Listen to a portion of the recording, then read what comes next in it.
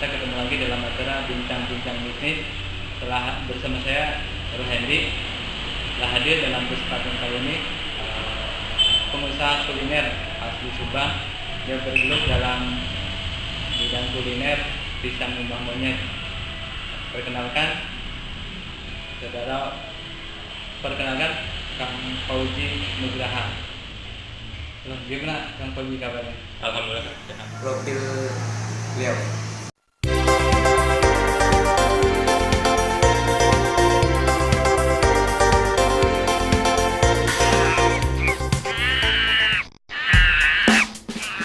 Profil Imam Monyet. Awal mula berdiri adalah sebuah kedai sederhana di pelataran parkir rumah makan Palasari depan Pemda Subang. Buka setiap sore sampai malam hari, di latar belakangi kurangnya tempat nongkrong di kota Subang yang asik dan murah. Setelah beberapa bulan, respon masyarakat terhadap kedai Imam Monyet begitu luar biasa, sehingga kami diberi kesempatan untuk memanfaatkan rumah makan tersebut menjadi sebuah food court yang di dalamnya terdapat kedai Imam Monyet dan counter-counter lainnya. Kami memberi nama Puja Sera Palasari. Hasilnya, pelanggan kami pun semakin beragam. Tidak hanya anak muda, keluarga, dan komunitas pun berdatangan. Karena di sana tidak hanya sebagai tempat makan, namun sekaligus hiburan, tempat kumpul komunitas, dan pertemuan. Pemirsa, di Subang, Jawa Barat ada sebuah kedai unik yang bernama Kedai Monyet. Keunikan Imam Monyet mulai dicium oleh media massa, sehingga berbagai media surat kabar, berita online, majalah, bahkan 7 televisi nasional berdatangan untuk meliput usaha kedai Imam Monyet. Mengawali tahun 2011, kedai Imam Monyet memutuskan untuk melebarkan sayap dengan membuka gerai-gerai kecil di Subang sendiri maupun di kota Bandung dan Sumedang. Dan kami pun membuat standarisasi untuk menjadi sebuah business opportunity, sehingga siapapun yang ingin menjadi mitra kami untuk membuka gerai Imam Monyet dapat kami terima. Dalam gerai-gerai tersebut hanya menjual produk pisang bakar monyet dengan 5 varian rasa. Berdasarkan modelnya memiliki 2 macam, yaitu gerai dan mobile. Bedanya hanya dalam bentuk booth mobile yang berupa roda dorong sehingga dapat beroperasi berpindah-pindah berkeliling perumahan. Pada bulan September 2011, kami memutuskan untuk membuka gerai konsep baru, yaitu berupa saung Imam Monyet, dengan menu yang lebih lengkap dari mulai cemilan, makanan berat, sampai minuman, dan suasana semi-cafe. Kami mengawali membuka di Jalan Geger Galong Hilir, Bandung. Di sini, kami memberikan penawaran, gak habis, gak usah bayar. Dengan kerja keras dan semangat terus belajar, alhamdulillah kami mendapatkan penghargaan pengusaha muda Shell Livewire 2011 yang disiarkan di stasiun Metro TV. Dan di sini kami semakin dikenal secara nasional, sehingga kami masuk di liputan berbagai koran nasional, majalah, dan website.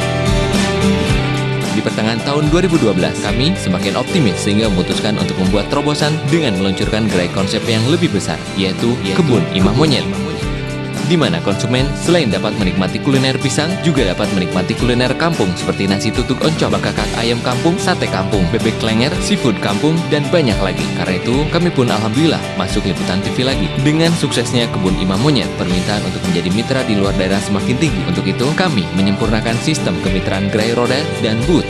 Insya Allah, kami siap menjadi mitra bisnis Anda. Kita saksikan semua bahwa profil beliau, dia memulai bisnis Imam Monyetnya. Kita langsung ke beliau. Selamat siang, Kang Fauzi. Gimana kabarnya? Alhamdulillah, Kang, sehat.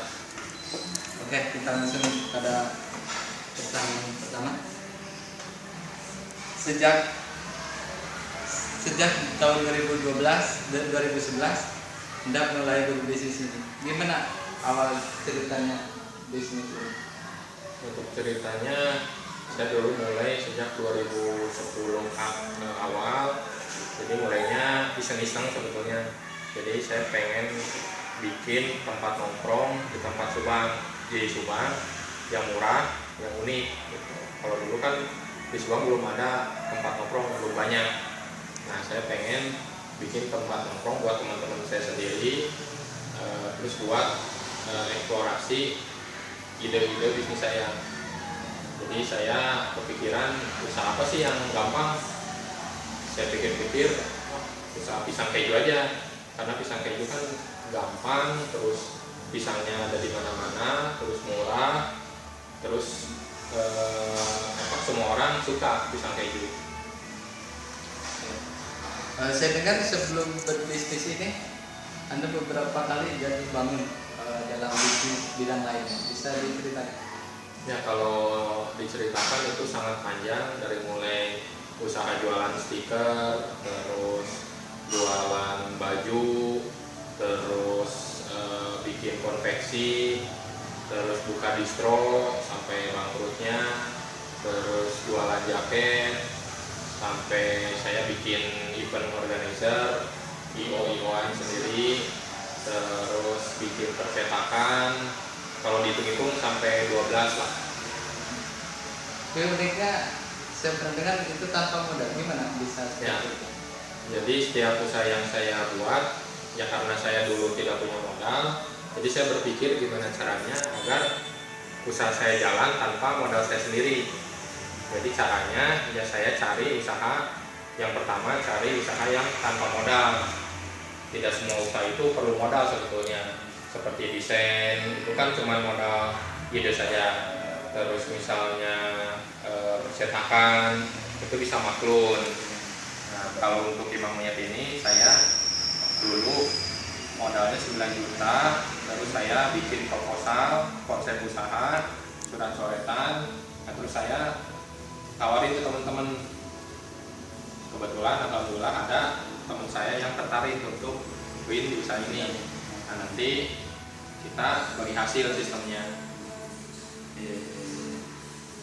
Selanjutnya apa sih uniknya dari pisang monyet seperti ini?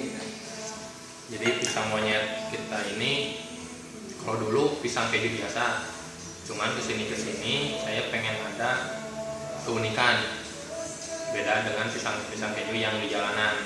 Jadi saya bikin pisang keju tapi rasanya rasa kopi, ada rasa cappuccino, ada tiramisu, ada vanilla, strawberry, coklat. Bedanya kalau di pisang keju biasa kan itu pakai susu ya.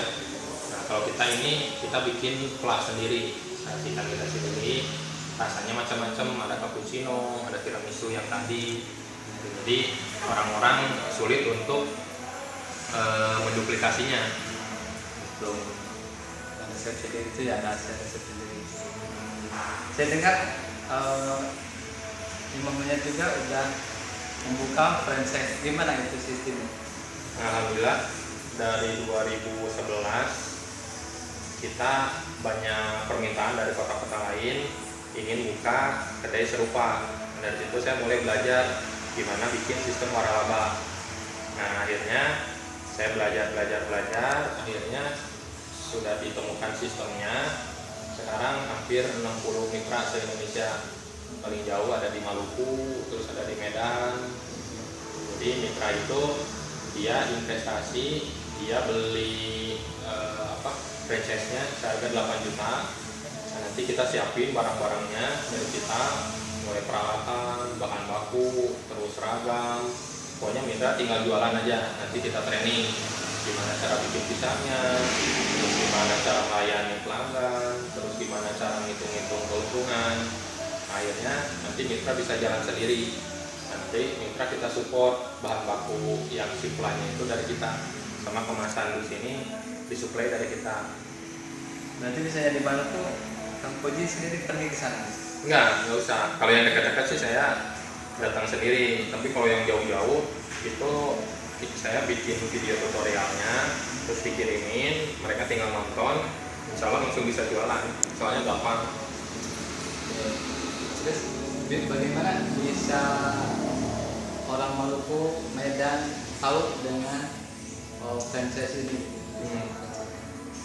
Kebetulan saya IMO ini tidak memiliki modal yang besar, jadi tidak seperti franchise lain yang ikut pameran, sekali pameran bisa keluar puluhan juta, terus iklan di media apa. Kalau kita memanfaatkan promosi yang murah, kita bikin website sendiri, website khusus. Jadi kalau ada mitra yang tanya-tanya, tinggal baca website kita, insya Allah mereka ngerti. Kalau misalnya mau daftar, di situ udah ada formulir pendaftarannya. Juga kita memanfaatkan sosial media kayak Twitter, Facebook, Instagram. Kita memanfaatkan yang itulah, itu kan gratis sistemnya. Nah, dari situ orang-orang pada tahu, terus orang-orang pada pengen jadi mitra juga. Oke, langsung.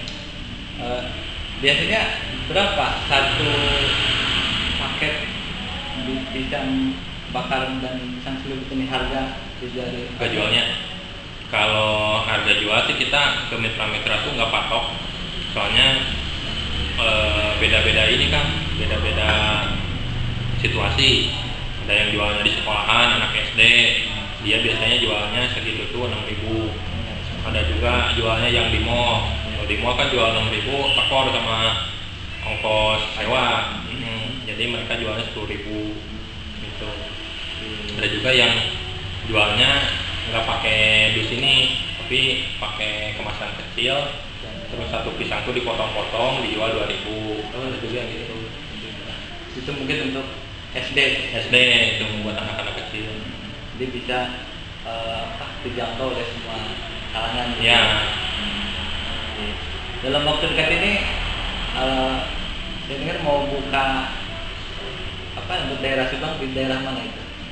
Itu rencana kita buka di daerah Cipendei.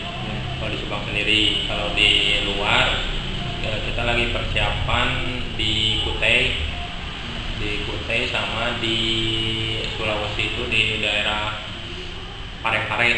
Saya juga belum pernah ke sana. Di Pare-Pare di Sulawesi. Jadi mungkin di tahun 2016. Sekarang lagi proses, kalau openingnya awal tahun lah. Terus sebenarnya kalau dibanding pisang bakar yang lain, apa yang menjadi ciri khas? Yaitu si kuahnya. Kan di sini ada rasa-rasa, ada cappuccino, ada coklat, vanilla, tiramisu, strawberry. Nah, kalau pisang bakar yang lain kan paling susu terus ada parut keju. Kalau kita bedanya si flanya ini, jadi fla itu semacam coklat tapi cair. Rasanya cappuccino, rasa kopi, nggak ada di orang-orang. Jadi itu yang membedakan dari yang lain. Ya, sejauh ini sih responnya alhamdulillah bagus, orang-orang pada pada seneng, pada suka. Sampai di Samarinda ada satu gerai yang sampai ngantri-ngantri pakai nomor antrian. Gitu. Harga di Samarinda biasanya berapa itu? Samarinda 9.000 karena ongkos kirim bahan bakunya lumayan. Kalau pisang sendiri pasti dari sana Ya, kalau pisang sendiri dari sana. Dari kita cuman pelanya itu sama kemasan dus. Sebenarnya pisangnya pisang apa itu? Itu kalau di kita namanya pisang Bangka. Kalau di Jakarta namanya pisang uli. Cuman itunya sama aja, pisang Bangka, cuman beda namanya aja. Gitu aja. Dan ini saya menjadi ingin buka kerjasama atau franchise dengan Imah Monyet. Berarti sikap-sikap apa yang harus dimiliki untuk menjadi seorang juragan? Ya. Jadi kalau kita nggak terlalu menyeleksi si mitra ini, kita prinsipnya kita ingin ngebantu rekan-rekan yang ingin jadi pengusaha. Sekarang kan banyak karyawan yang pengen jadi pengusaha atau yang lulus kuliah pengen jadi pengusaha tapi bingung mau jualan apa, gimana caranya, nggak punya resep, takut rugi, takut bangkrut. Nah, ayo gabung sama kita. Jadi nanti kita kasih tahu sifat-sifat atau karakter-karakter yang harus dimiliki seorang pengusaha juragan ini. Nah, misalnya yang tadi kuncinya si IMO. Apa itu? Si IMO tuh S-nya itu singkatan. S-nya tuh senyum, terus I-nya ikhtiar, I yang keduanya iman, si IMO, M-nya mandiri, O-nya optimis. Jadi seorang pengusaha harus optimis, walaupun hujan, walaupun misalnya sepi, tapi tetap optimis. Karena si rezeki itu sebetulnya kan udah ditakar dari sananya, dari yang di atas. Kita cuman ya ikhtiar aja kita mah. ikhtiar, dikasih rezekinya segitu ya disyukuri, dikasih banyak ya disyukuri. Terus terusnya dengan ada SOP untuk menjadi juragan yang melulu. SOP untuk jadi itu sebetulnya jurus Ya. jurus kalau bahasa mahasiswanya SOP ya. Jadi SOP ini ada SOP pelayanan, terus ada SOP buat produksi. Kalau masalah pelayanan kita punya jurus namanya 3T, tanya, tawaran, kalian. Jadi ketika pelanggan datang itu yang pertama dilakukan harus tanya dulu, silakan mereka tuh dilayani, jangan dicuekan. Ditanya dulu maunya rasa apa, berapa bungkus. Jadi nggak pasif gitu ya. Terus kayak yang kedua tawaran, tawari. Jadi si pelanggan setelah pesen berapa porsi rasa apa, ditawari kalau ini berapa, ini rasa apa, rasanya gimana, biar mereka tuh sebelum pesen tuh sudah punya sudah bisa ngerasain, oh ternyata rasa cappuccino ini seperti ini. Akhirnya mereka pesen tawaran, tanya. Nah pas tanya itu jadi ketika kita produksi sambil ngobrol sama pelanggan, jangan diam, pelanggannya ngeliatin, kita ajak ngobrol, rumahnya di mana, atau sekolahnya di mana, kuliahnya di mana, biar mereka tuh merasa dekat sama kita. Terus yang terakhir kalian tuh ikat gimana caranya si pelanggan itu bisa balik lagi ke kita. Misalnya nanti kesini lagi ya sama temen-temen misalnya, walaupun mereka nggak ngerespon tapi kan alam bawah sadar mereka ngerekam. Jadi suatu saat mereka insya Allah balik lagi terus ngajakin teman-teman yang lainnya. Itu jurus dalam pelayanan. Ada lagi jurus dalam produksi. Produksi itu buat karyawan yang produksi pisang ini. Jurusnya itu CAU, C-A-U. C-nya cepat, A-nya asik, U-nya enak. Jadi harus cepat dalam pelayanan, nggak boleh lambat. Targetnya satu pelanggan itu diselesaikan dalam waktu 3 menit. Jadi pelanggan nggak terlalu nunggu lama. Nah, kita kasih trik-triknya gimana biar cepat. Terus A-nya asik. Jadi si karyawan tuh harus ketika produksi harus kelihatan asik, nggak kelihatan repot gitu, ngucur keringat kemana-mana. Asik, kayak akan suka lihat ini enggak, tukang martabak. Tukang martabak kan kayak apa ya? Kayak atraksi lah, kayak atraksi. Jadi orang-orang tuh pada senang melihatnya, walaupun lama kan itu produksi martabak kurang lebih 15-20 menit, tapi mereka tuh asik melihatnya, gini-gini. Terus yang U-nya enak. Jadi karena ini industri makanan, faktor enaknya yang lebih diutamain. Walaupun misalnya kelihatannya enak, asik, cepat, tapi kalau misalnya pas dimakan nggak enak itu udah patah. Jadi nanti kita ajarin gimana caranya agar si rasa ini standar, dari mulai pemilihan bahan baku, terus nanti ketika mau produksi, tester, uji coba, QC-nya kita ajarin. Terus ada kunci sukses bisnis menjadi raja kolam minum ini apa? Ya, kalau kunci suksesnya kita punya slogan tuh ngak nikmuk. Jadi kelihatannya kan bodor ngak nikmuk, disangka bercanda. Ya padahal itu artinya dalam. Ada arti sendiri. Ngak nikmuk itu, ngak itu kan vokalnya A ya. Ngak, terus nik vokalnya I, terus muk vokalnya U. Ngak tuh A tuh kita artikan Allah. Jadi dalam bisnis ini dari mulai pertama bisnis sampai terakhir bisnis kita niati karena Allah. Kita harus yakin bahwa yang ngasih rezeki itu ya Allah, yang ngasih pelanggan datang ke kita tuh ya Allah, yang ngasih pisang harganya murah tuh ya Allah, bukan suppliernya yang murah, bukan, tapi semata-mata itu ya Allah yang menghendaki. Jadi ketika kita rugi, kita untung, ya kita kembalikan pada Allah. Ketika rugi, ya kita syukuri bahwa ini tuh rezeki juga. Kita tidak menyalahkan siapapun, menyalahkan karyawan, menyalahkan diri sendiri, menyalahkan pelanggan, menyalahkan hujan. Jadi kita percaya bahwa emang sudah kodarnya segini, kita dikasih segini. Kalau misalnya untung, kita enggak sombong, kita nggak ngerasa oh saya jago karena saya jualannya jago, karena saya jago bisnis, saya punya rekan banyak, bukan. Itu semata-mata karena Allah ngasihnya ya banyak, jadi kita nggak sombong.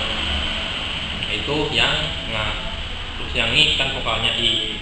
Nah itu kuncinya ikhtiar. Jadi rezeki kita tuh udah ditakar, dari sananya tuh udah ditakar, kita cukup ikhtiar aja. Gambarannya seperti tahu keran kan, keran air. Nah, jadi si rezeki kita tuh udah ditakar dari keran itu. Yang kita lakukan hanya membuat tempat untuk menampung si air ini. Apakah gelas, apakah ember, apakah loyang yang gede. Ya, yang kita lakukan cuman menakarnya menampung airnya saja. Airnya tuh digelontor dari atas tuh ya sudah segitu, kita nggak bisa ngapa-ngapain lagi. Yang kita lakukan hanya membuat penampungannya ini. Penampungannya ini mau berupa kita jadi karyawan, mau berupa kita jualan pisang, mau berupa kita jualan keju, apapun itu ikhtiar kita untuk menampung si air ini. Kalau tampungannya kecil, ya airnya bakal ngeluap ke bawah. Kalau air tampungannya besar, ya kita bakal menampung lebih banyak. Ya. Oh deh, Udah itu konsep lah. oh, ya, ya, apa? Jalurnya bagaimana Kang Koji ini bisa bergelut ke bisnis? Apakah ada background dari keluarga, apa sempat gagal jadi karyawan, apa bagaimana bisa terjun di bisnis ini? Jadi kalau keinginan pengen jadi pengusaha tuh sebetulnya dari keluarga kita nggak ada. Ayah saya PNS, ibu saya ibu rumah tangga, nggak ada satupun kakak-kakak saya yang jadi pengusaha. Cuman saya yang nggak tahu, mungkin nyeleneh atau apa di keluarga, yang lain PNS, saya jadi pengusaha. Ya mungkin karena pergaulan dulu sejak SMA. Selain pergaulan ya mungkin karena kepepet itu Kang. Jadi saya SMA kan di Bandung, dikasih uang jajan minim banget, buat makan pun kurang, buat bayar kosan kurang. Nah, saya di situ mikir gimana caranya ngasilin uang buat makan saya sehari-hari. Karena saya mikir gimana kalau kerja kan nggak mungkin, masih masih sekolah. Nah ini saya kepikiran, saya jualan stiker. Saya jualan stikernya ya tulisan SMA saya. Nah, terus saya jualin ke teman-teman. Alhamdulillah laku. Ya dari situ saya mulai ketagihan. Apalagi nih stiker, saya jualan baju. Saya orderin baju ke kelas-kelas. Akhirnya banyak yang order, ya lumayan buat nambah-nambah bayar kosan. Dari situ mulai ketagihan, ya akhirnya sampai sekarang.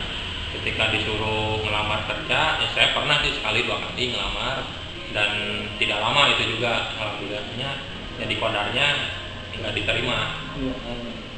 Jadi serius di bisnis aja. Nah jadi ya insya Allah la haula wala quwata illa billah, saya full di bisnis.